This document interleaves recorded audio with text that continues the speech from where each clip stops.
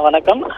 முன்னாள் டிஜிபி ராஜேஷ் தாஸ் இன்று கேளம்பாக்கம் போலீசார் கைது செய்யப்பட்ட நிலையில் திடீரென அவருக்கு நெஞ்சுவலி ஏற்பட்டுள்ளது. கேளம்பாக்கம் போலீசார் ராஜேஷ் தாஸ் அவர்களை திருப்பூர் நீதிமன்றத்தில் ஆஜர்படுத்தி நீதிமன்றத்திற்கு அழைத்து வரும் பொழுது அவருக்கு நெஞ்சுவலி ஏற்பட்டது. அவரை காவல்துறையினர் மருத்துவமனைக்கு அழைத்து சென்று இருக்கின்றனர்.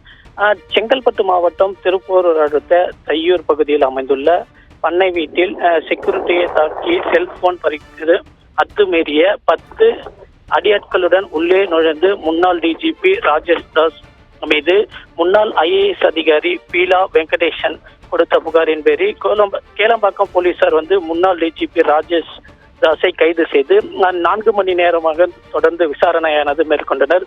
அவர் மீது 5 பிரிவின் கீழ் வழக்கு பதிவு செய்து சிறையில் அடைப்பதற்காக திருப்பூரூர் நீதிமன்றத்தில் ஆஜர் செய்வதற்காக கேளம்பாக்கம் காவல் நிலையத்திலிருந்து அவரை திருப்பூரூர் நீதிமன்றத்திற்கு அழைத்து வரும் பொழுது அவருக்கு திடீர் நெஞ்சு வலி ஏற்பட்டதாக அவர் கூறியதன் பேரில் அவரை மருத்துவமனைக்கு அழைத்து சென்றிருக்கிறார். இதனால் அப்பகுதியில் பரபரப்பான சூழ்நிலையை ஏற்பட்டு வருகிறது.